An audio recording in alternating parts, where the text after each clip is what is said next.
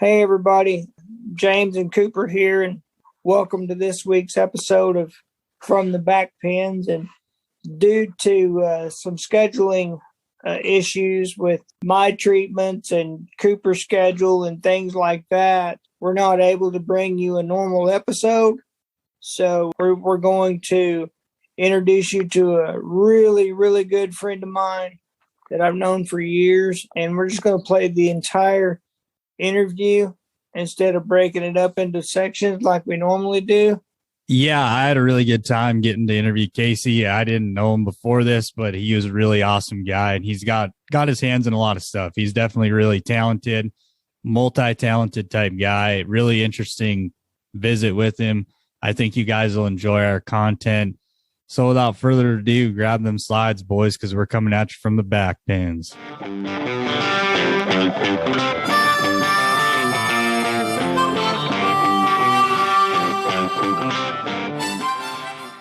Hey, everybody. It's an honor and a privilege. It's James and Cooper here, and it's an honor and a privilege to have one of my longest friends within the industry, and we're even closer today than we were, 10, 12 years ago or however long it's been. He owns No Credit Bucking Bulls and a whole bunch of other stuff, so sit back and enjoy this because it's going to be a fun ride. Welcome, Casey Decker. Thanks, guys. Thanks for having me on today. Appreciate it. Absolutely. Now, Casey, let's rewind way back in the time machine just a little bit. Now, whenever I first met you, to my knowledge, was in 2011, whenever we were all going to CBR events.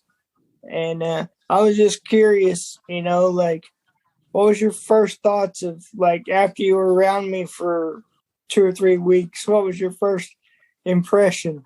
I was like, holy shit, this guy has 4 legs. No, just kidding. Hey, I still do. I just can't use them right now. But we're gonna get there. No. I just thought you were a very genuine person, and you loved the sport so much it was easy to be around you because you had the same passion as the rest of us did. So, oh yeah. I mean, honestly, that was the biggest part of it, and I mean, you still have that passion for the sport of rodeo and the love of bull riding, more or less. And it was something that I always respected you for, and just your attitude on life. So, I mean, you got kind of dealt a shitty card and you've never let it hold you back one bit. And, I've always respected that about you. Well, I don't think it's a shitty card because it's the only card I've ever known. So, it's just one of those things. But it just reminds me of that time when we drove it was Hankinson, wasn't it? What's the name of that town in Nebraska that we went to from Hankinson? I have no idea. I don't even remember where we were in Nebraska. But we were definitely in Hankinson. And don't you forget to tell the story that I rode 2 bucking bastards in Hankinson before we got there. Yeah. Hey, I was there. That's only like 30 miles from my house. Yeah, that's when I rode Wall Street, I think, in the short round of Chad Burgers. And I rode another bull of Birma's. Yeah, I don't remember what you rode. I just remember you were like 88 and a half or maybe 90 on one of them. And then we get to this. I thought it was one of the coolest bull ridings I ever been to. Oh, that was it. That was in Ogallala. That was at the Lake McConaughey. It's right on the beach, right? Where they were on the lake. The only thing I've ever seen anywhere close to that was that Cowboys for a Cause, where they're on the cruise or whatever. I'm sorry, fellas. Let me turn my phone off. Yeah, we get there, and I thought it was one of the coolest places that I'd ever seen, like a bull riding. It's an open bull riding, and it said walk-ups welcome. They lied because I threw my wallet down, and every penny I had in my pocket said you can keep it even after I win. Just let me get on. I'm sure you remember that part. Yeah, definitely remember. I threw a fit, but they're like, well, we can't. Well, you lied then because you said walk-ups were welcome. Just one of those deals. They didn't want somebody like me showing everybody up, riding their bulls. Plus, it probably scared everybody because I'd look like Spider-Man with 8 legs. But just saying. Yeah. So yeah, you rode in the CBR, Casey, is that right? Yeah, I went CBR finals twice when I was younger. I mean, that'd been 10 years ago. I mean, 2010 and 11, I think. So I got hurt in 2011, so I haven't ridden since. I got you. So what was your journey like as far as your bull riding journey? Did that start as a kid, or did you kind of pick it up in your teenage years, or what does that journey look like? No, I started as a kid. My dad rodeoed. He rode bareback horses, so I traveled around with him all over the place. I started my first big win. I won Calgary Stampede sheep ride when I was like 6 years old. So Heck yeah. I was, from that time on, I was hooked, and I went everywhere. And all I ever wanted to do was be a bull rider and be around bucking bulls. Like literally since I was a little kid, I can't remember wanting to do anything else. So it worked out well.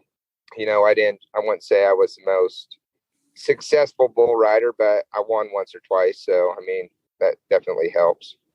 I would say you'd had to have been a successful bull rider to make any kind of finals at that level twice. Well, So, I might have got lucky a couple times. I think my hand might have stuck in the rope, or maybe they were a little quick on the stopwatch. I don't know. well, I was there Humble, through part too. of it, so you might be right. Either way, you take what you can take. Exactly. So was that transition into becoming a stock contractor, was that was always in the cards then for you? That's kind of what you always wanted to do after your riding days were over? No, actually, it wasn't in the cards whatsoever. And when I got hurt really bad in Winnie during the Horizon Finals one year, right after the CBR Finals in 2011. And when I got hurt, it jacked me up pretty bad. I broke my shoulder really bad, and I broke my leg really bad. Well, I was in a wheelchair for about 3 months, I think, because my leg was so messed up, and I couldn't use crutches. So I had to go through 2 massive surgeries on my shoulder and my leg. And, I did them all at the same time. So I was pretty messed up, couldn't really get around very well. So I was out for I think they didn't even clear me to start jogging for 16 months, I don't believe. So, yeah, it was a bad one. So we, when I was sitting there hanging out by myself, all upset and irritated about not being able to ride bulls again, because the doctors told me I'd probably never be able to ride bulls again, which I've been on a couple since then. I wouldn't say I could ride anything, but I've been on a couple since then. But it was an interesting transition. So my mom always wanted to do the futurities. So I talked with her and my brother, and we went in and bought 3 cows from Darren Jewell and a bull. And that would have been, well, hell, probably, actually, that might have been right before I got hurt. I think I bought those cows. And then once I got hurt, we really started taking off, started actually getting into the business and doing things. So now, we own 75 head of females and, 100 bulls at our house at any time. So. And all out of those 100 bulls, they're anywhere from weanlings all the way up to seasoned rider bulls? Nope.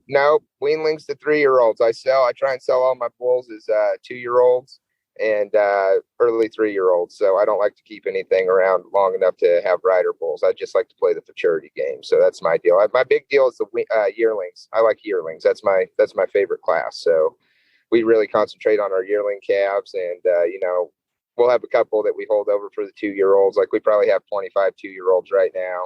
There's probably 6 or 7 that are good enough to go. We're trying to sell the rest as we speak. They're all good bulls, but they just aren't quite 90 pointers like you need to be right now to win a check. So yeah, that yearling game too, that's tough. That's tough getting them dialed in at that age. But that's my favorite part about it, and that's why I try and sell them all before they're 2 or like late yearlings and stuff, because I kind of put my 2-year-olds on the back burner because I like messing with my yearlings so much. So we just got our first trip on our yearlings the other day. We bucked like 41 of those calves. And there's some really nice ones in there.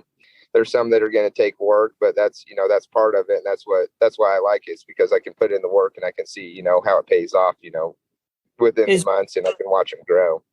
It's pretty awesome to know you as well as I do. And I apologize. I told Cooper that you had broke your leg. I have no idea that all these years until now, I didn't even know you jacked up your shoulder during that. Oh yeah, same broke time. my shoulder. Yeah, broke it clear in half. That was the bad part about it, is it broke it clear in half. So my arm was stuck behind my head and my foot was over by my face. It was a shitty situation. I was there and I seen it, and I told Stetson, shout out to Stetson Lewis. If I didn't know Stetson Lewis, I wouldn't know this man and a bunch of other people too. So shout out to Stetson. But I told him, I said, we going to the hospital? He said, I'd love to, but there's just so many people going to be there, and we'd probably be in the way, so we better head home. But that was, just kind of my first thought was, man, we need to check on Casey. And as soon as I could, I did. But anyway, transitioning from that to where we are now what started the Buckers Unlimited? You just didn't have the opportunities up there, and you just wanted to create your own little bucking for charities and things like that around your area?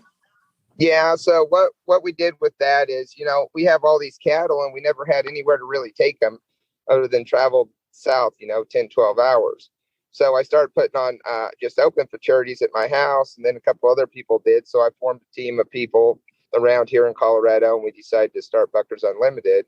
I was the first person to ever co-sanction anything with the ABBI, any outside event other than ABBI events. I was the first one to get that done. I was the first one to ever, Chase Love had done it before, I guess, too. But, Chase Love and I, we put on sales and do the, incentive the very next day. That way people could buy their bulls. Next day, you do an incentive. That way, you might spend some money on a bull, but you can win your money back the very next day, So, we've started that. We've done a bunch of different things, for the industry that are good. And, it's just up here, there's nowhere to go. So it offers people a place from, South Dakota, North Dakota, Wyoming, Colorado, Nebraska, a place for us all to compete where we don't have to drive as far south. And I mean, they're just as professional of events as well as they're, all sanctioned with the ABBI. So you can get your ABBI points. You can, if you don't want to do your ABBI points, you don't even have to bring a registered animal, as long as the animal's of age.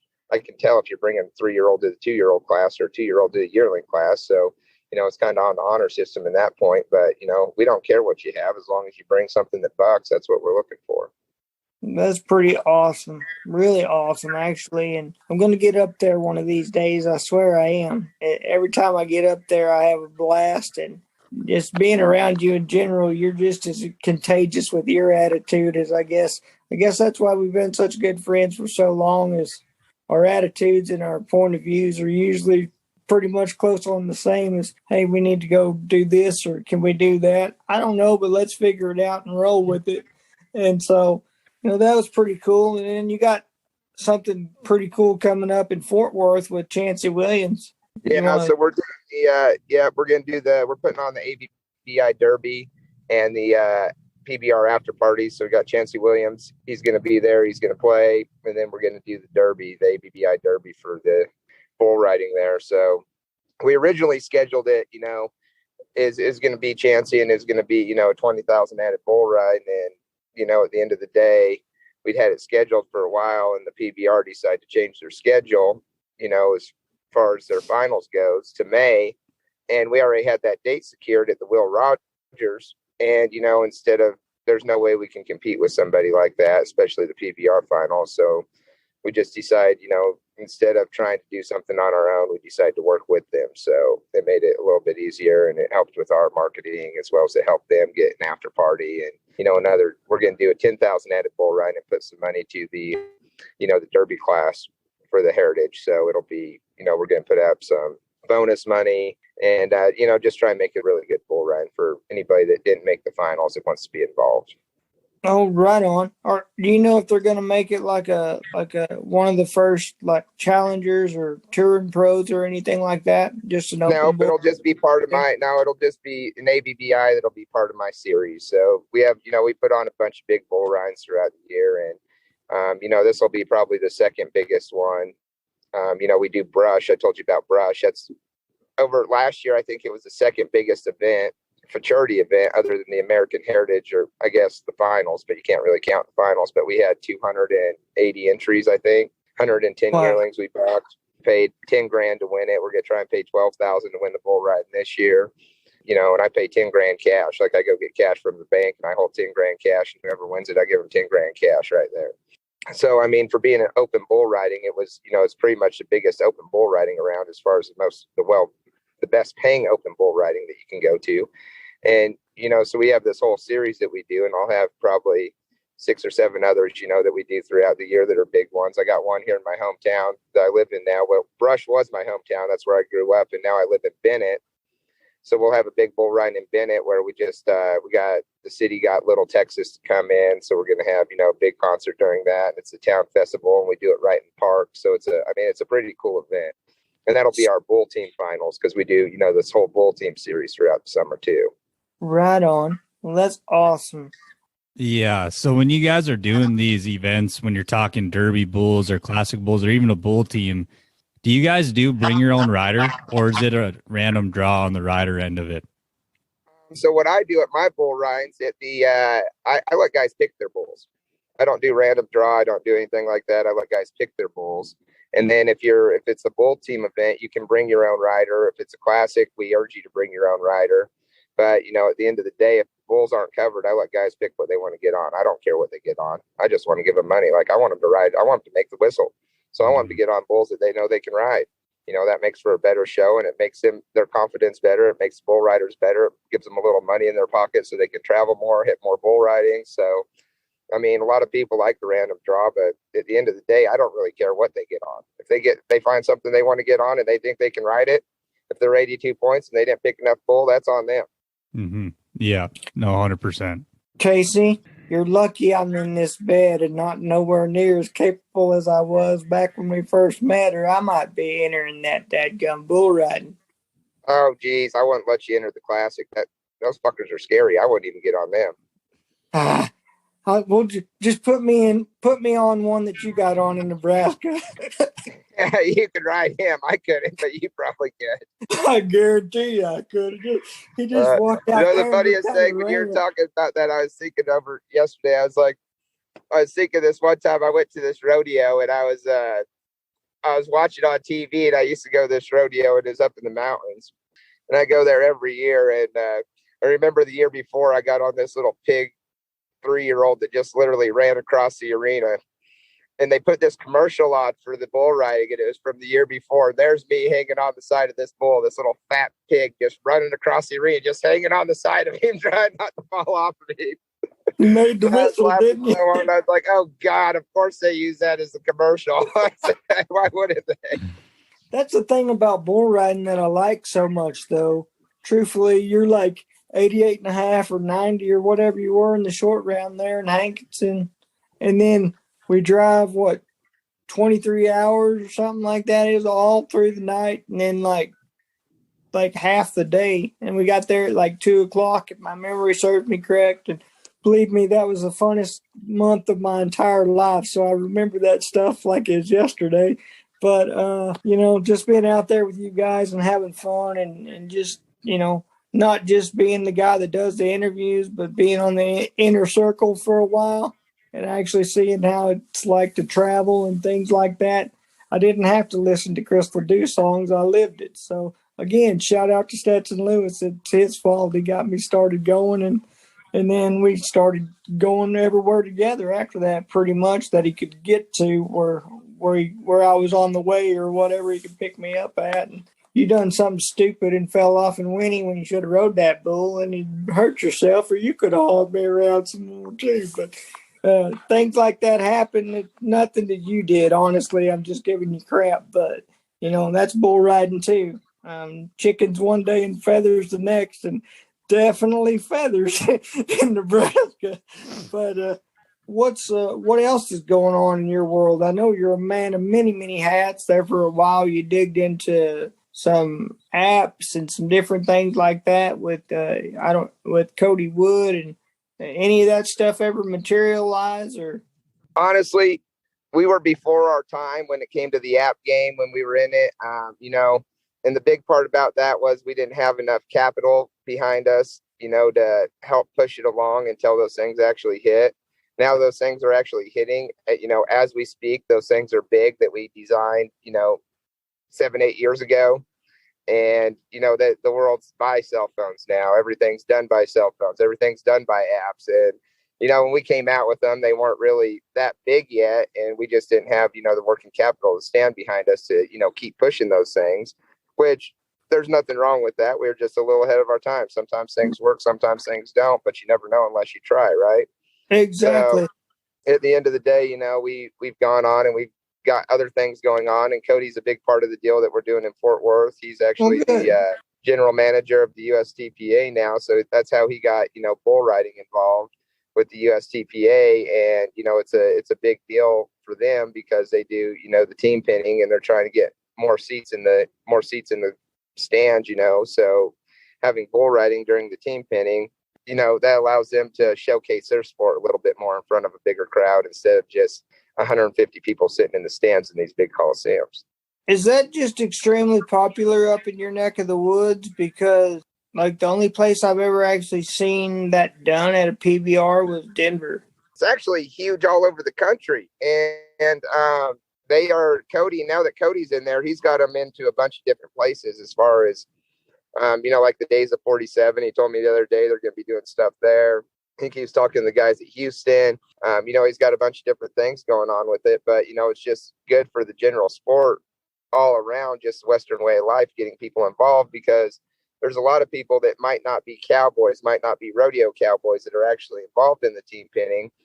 And it's huge, man. Like, it's crazy how many entries that they get at those events. It's insane. Rank Ride Fantasy Bull Riding is free to play in 2022. Make your picks for PBR riders and bulls and get in on the action. The year-end champion will receive a VIP trip for two to PBR World Finals in Fort Worth, Texas, and a custom Rank Ride Bragging Rights buckle. Follow Rank Ride Facebook and keep up with great giveaways on the Rank Ride Fantasy Instagram page. Rank Ride Fantasy, your connection to the Western lifestyle you love. Sign up to play free at rankridefantasy.com. Speaking of being kind of ahead of its time and things like that, and the internet things that you try to do and whatever and whatnot, earlier you spoke on, anything you could do to increase the fan power and things along those lines to our sport and draw people to our sport. Well, both of our really good friend Bonner Bolton had a huge part in creating a fantasy bull riding called rankridefantasy.com. And what are your thoughts on that, and how is that going to increase the viewership, increase the butts in the seat, so to speak, at bull ridings?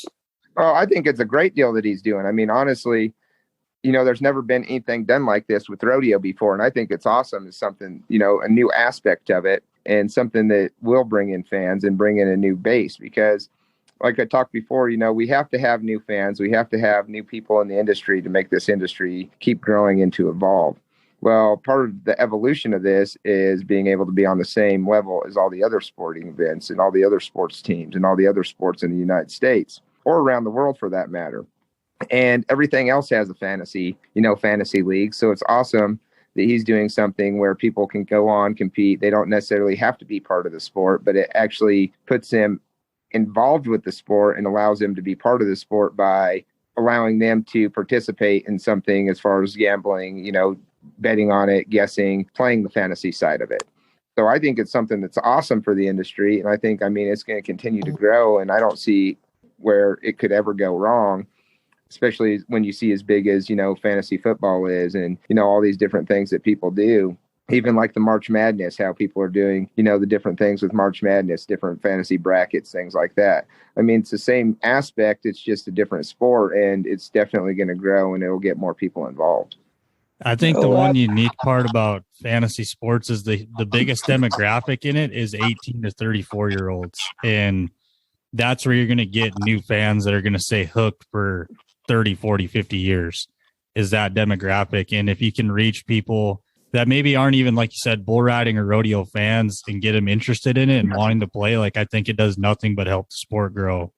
No, I agree with that. And being able to help the sport grow and being able to do things like that. And like you said, 18 through 34, those are the people that are the main ticket buyers, right? So those are the people that are going to put butts in the seats, because those are the people that are looking to do things on the weekends. Those are the people that are going to go out and want to go out and have fun and be part of the sports and be active, So that's it, being in that demographic, that's a huge part of it, I believe. And I think it's great. I think it's going to help our sport grow tremendously.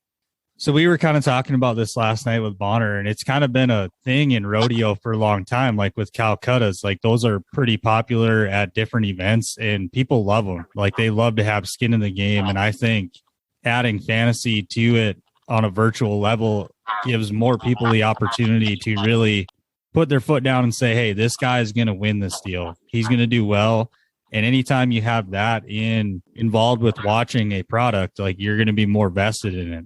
You're going to be more interested, more excited. You're going to be more likely to tune into it and be excited about it. So I think overall, it's just like you said, the growth of the sport is so important right now.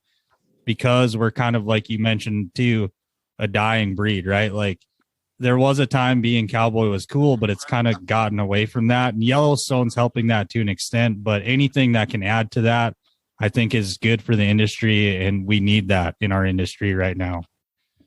No, I agree with that. And, speaking of Calcuttas, you go to Calcuttas and you see people that are just there hanging out, just sitting in the seats, that will be involved in the Calcuttas just because they're sports fans and they like to bet. And that's what this is allowing. It's not just so much about, any kind of bull riding fans, it's about sports fans in general and people that are willing to bet on something and like to bet on things. It's going to get more people involved, and the more people that are involved, the better. And the more people we can put in the seats, the better. It's overall, the more money that's coming into the industry is better. And, even people that get on and they might be a sports fan, maybe they own a big company and they bet on something in the fantasy deal. They decide they like it. Next year, they're a sponsor, right? Yeah. So that's a big part of it. And that's what helps with the growth, is just getting out there and diversifying in different ways to figure out the best way to make it, manageable for other people to be part of the sport as well, even though that they aren't part of it. And maybe they don't want to own cattle. Maybe they don't want to go to the rodeos, but at least they're supporting our sport in different ways. You probably don't have it with you like I told you to, and you probably ain't going to play in the truck. But Casey, for all y'all that don't know, Casey's one heck of a good guitar picker, and we spent a lot of time in hotel rooms listening to him pick, and a bunch of other Bonner and Stetson and a bunch of people sat around and just pick guitars for hours on end. And I think that was one of my favorite parts of the whole thing or one of my favorite parts of that whole trip, and just in general, the lifestyle of, hey, let's go play some music after we get through doing whatever we're doing and just chill out and have some fun. So it's pretty awesome to be a part of that and to hear some of the songs that you created, which we will not play on the air. But and some of the other ones are pretty daggum good as well. So speaking of guitar pickers, at this event at the finals in Fort Worth, was Chancey Williams like the number one pick? Because I really like him. I've seen him like I think 4, 5, 6 times, something like that, and I've never been disappointed. So was he like right up there at the top of the list to get for that deal? Yeah, he's who we originally wanted to have for it. So that's I know him. I know Ray Tom, one of his guys that he's actually in charge of like his merchandise and things. And I've been friends with Ray Tom for a long time. And, those guys are great people. And I mean, they're good to work with. They're easy to deal with. So he was our first choice right away, right off the bat. And that's who we wanted to go with. So that's why we called him and got him booked. So.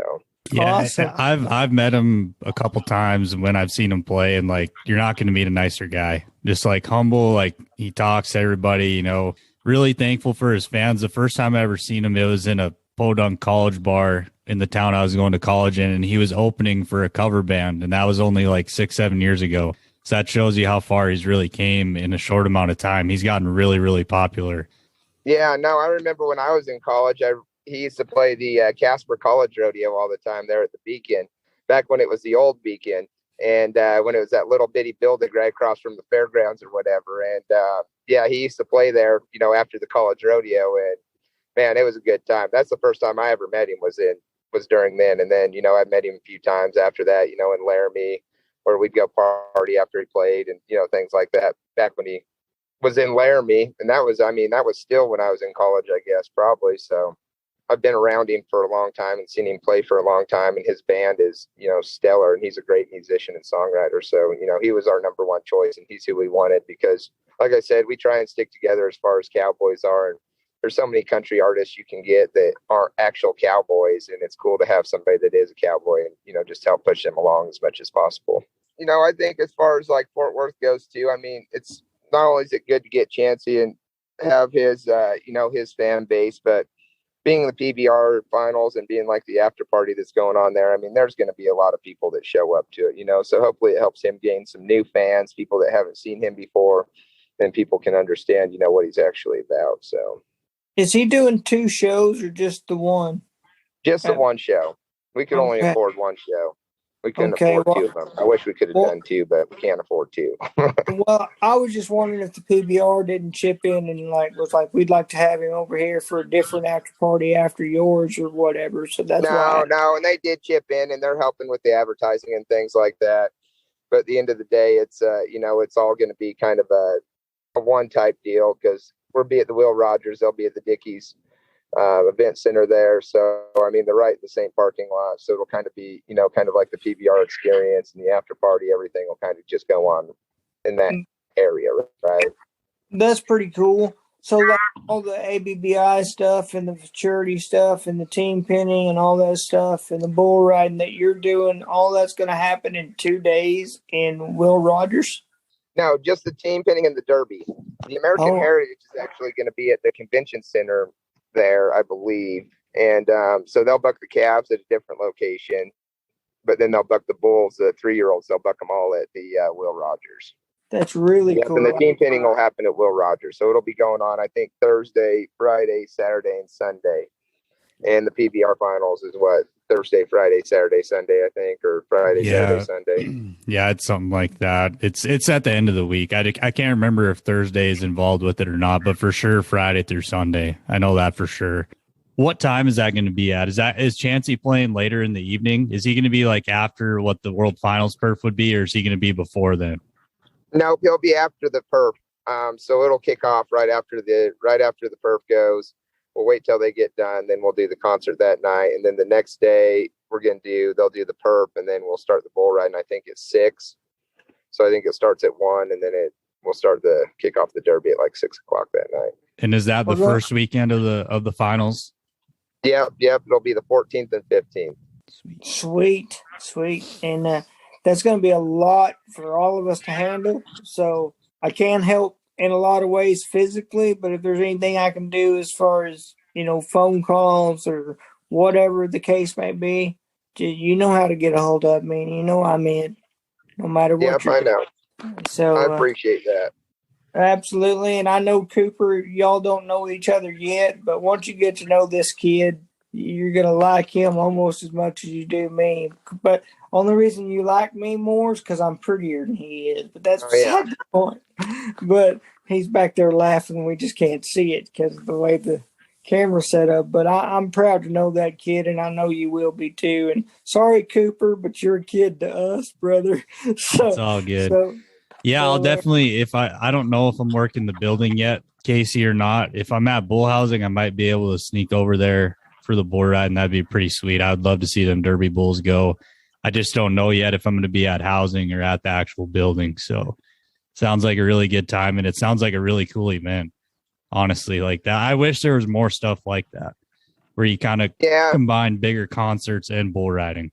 Well, and that's what we're trying to do now, is trying to get some more entertainment along with it. Because like I said, the big thing about our sport is, as much as people hate to admit it, is we're a dying breed. And, it's tough to keep people involved. And the more that people in our country grow and the more things that happen and more technology that comes out, people kind of lose interest in the actual Western way of life. So it's cool to be able to bring them in, and, having a concert's one way that helps.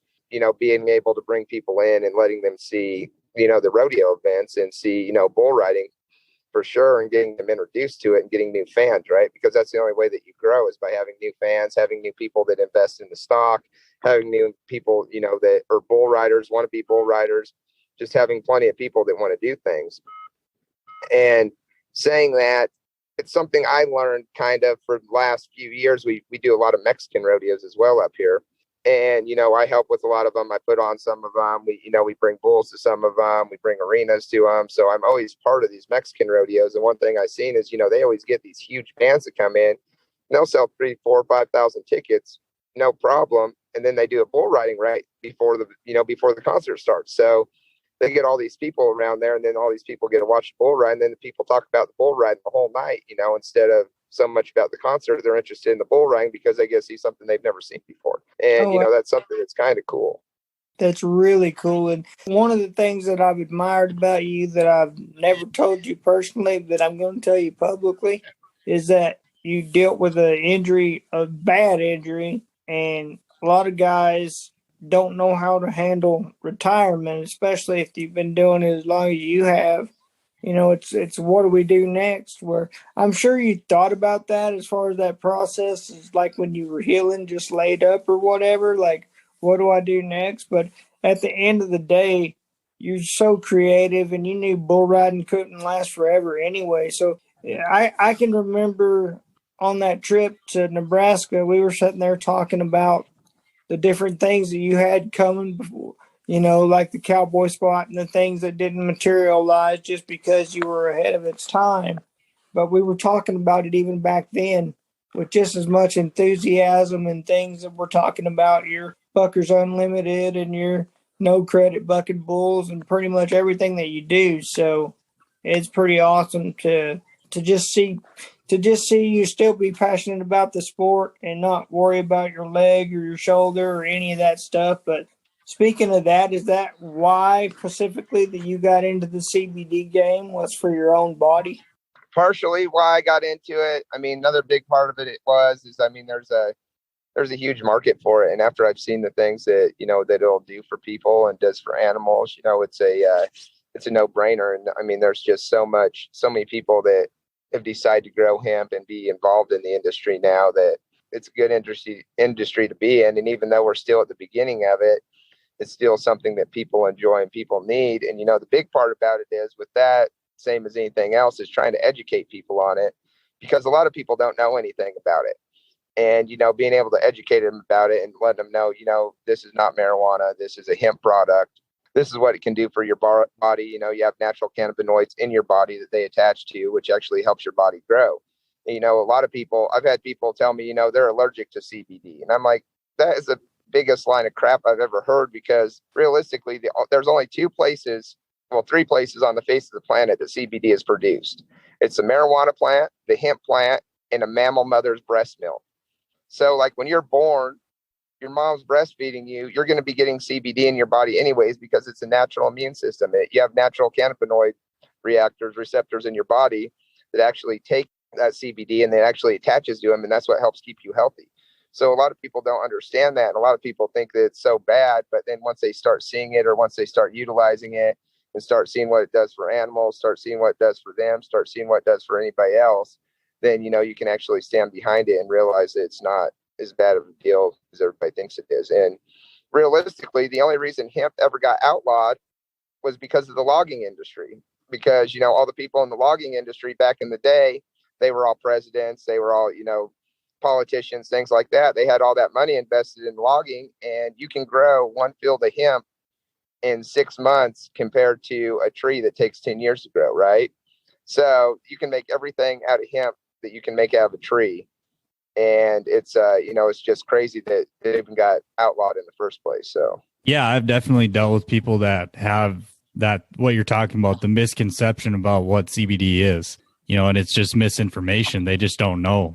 When they do learn and realize that, yeah, it's not the marijuana that everybody, so some people kind of find the taboo in. I mean, I've seen it work. My dad uses it, and he was in that camp, kind of that generation where blah, blah, blah, that's bad stuff. But he likes it, and he said he has really good success with it. And if it helps him manage his pain, I'm all for it. No, my dad's the exact same way. He's the most anti-marijuana person you've ever met in your whole damn life. Like literally no marijuana, no dope smoking, he calls it, none of that shit. He doesn't like any of that. He's 100% against it. Now, obviously, the state I live in, and the times I live in, you drive anywhere, there's a marijuana shop on any damn corner that you drive by. But at the end of the day, my dad, he uses it as well. And once he started using the CBD, I started giving him crap. And he actually started using it because his wife's dog was getting old and that dog could hardly move around. So they started feeding that dog CBD, and he watched what it did to that dog. And he was like, oh man, that stuff's not too bad. So then he started taking it. Now he's like, it's like a drug to him. He's like, hey, I'm out of my CBD. I need some more of that. I'm like, okay. Man, it sure was fun getting to know Casey a little bit. Like I said before, I didn't know much about him before. I know, James, you did, and I learned a lot. He's definitely a really talented guy. He's got his hands in a lot of different types of business. Obviously, pretty successful buck and bull breeder, and I think it's cool that he plays the futurity calf game and the weanling game and all that. His main focus is selling somebody a bull that's going to work, and I think that's really awesome. especially up in these northern parts, like you mentioned. There's not a ton of competitions up here. So I think it's really cool that he not only breeds bulls, but puts on his own deals and gives people up here an opportunity to compete with their calves. Yeah, I agree. Casey's a heck of a man. I've known him for a lot of years. And again, shout out to my buddy Stetson Lewis, probably the best friend I have in the world. And had I not known him, then I wouldn't have met half these guys. And if it wasn't for Andy Smith up there in Iowa, I wouldn't have met him either, because I used to travel some with Andy. So shout out to Andy. But other than that, man, thank y'all for that. And the honor and privilege to travel with y'all back then and to travel with y'all as much as I have, that means the world to me. I guess with that, we're just going to wrap it up, but always remember that every day is a gift from God, and what you do with it, quite simply and honestly, that's your gift back to him. And just one more quick little shout out. We have some little fans that like to listen to our show. Hello, Zeb. Hello, Bella. And, we'll talk to you guys soon. I hope you all enjoy it. Always remember that every day is a gift from God, and what you do with it, quite simply and honestly, that's your gift back to him. God bless. Cooper, the floor is yours, buddy. Thanks, James. Back at you. Yeah, it was definitely a good time, and I'm glad we got to have Casey on for sure. You can find him at No Credit Bucking Bulls on Instagram and Facebook, and No Credit Productions on Instagram and Facebook as well. And he'll take care of your event needs, or if you're looking to getting into buying a bucking bull or anything like that, hit him up. He's the guy to talk to. You can find more about Rank Ride Fantasy at www.rankridefantasy.com, at Rank Ride Fantasy on Instagram, Rank Ride on Facebook, and Rank Ride TV on YouTube. You can find us at From the Backpens on Instagram, From the Backpens on Facebook, From the Backpens on YouTube, and my email is Cooper, COOPER, from the backpens at gmail.com. Leave us some feedback, guys. We apologize for not having a regular episode, but that's just how life is. Couldn't make it work this week. It's a busy week. We've got 3 bull ridings in 10 days to do, so it's definitely busy, but next week we'll come back with a regular episode and talk about what happened over the long week in Washington. So hope you guys have a good week this week, and until next time, come back and visit us again from the Backpens.